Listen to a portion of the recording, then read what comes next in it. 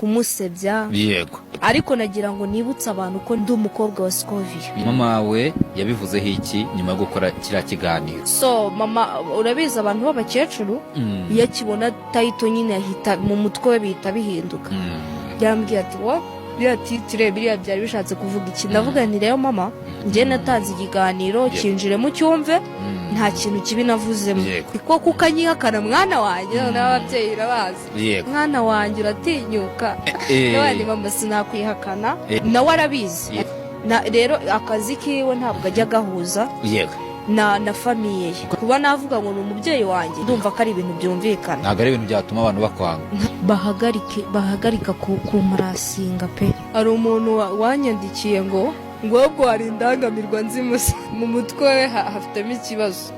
So undi muntu noneho wambabaje cyane ni umuntu wanditse ngo Scovia n'abadede nta hantu bahuriye. Ni nka gutya ahari itsinda ryitwaga Interahamwe hano mu Rwanda. Abadede nabo ni abantu bakoze ibintu bibi mu Burundi. Awereka nkokoze inkuru z'abazunguzayi.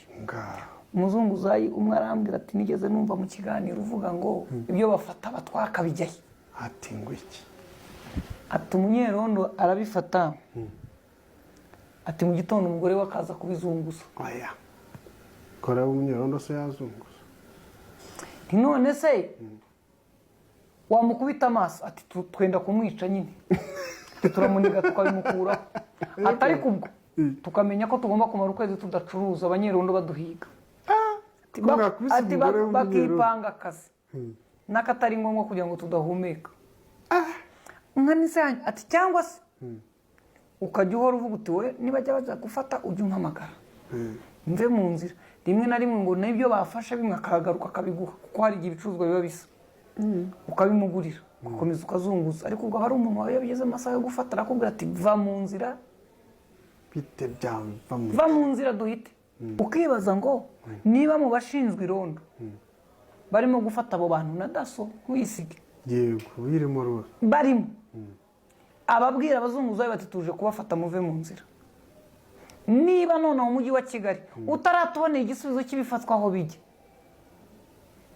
usibye akantu ko kudukubita akantu kakayungurutso nka supanete ku maso mu transit ngo babijyana muri transit ntabijyayo.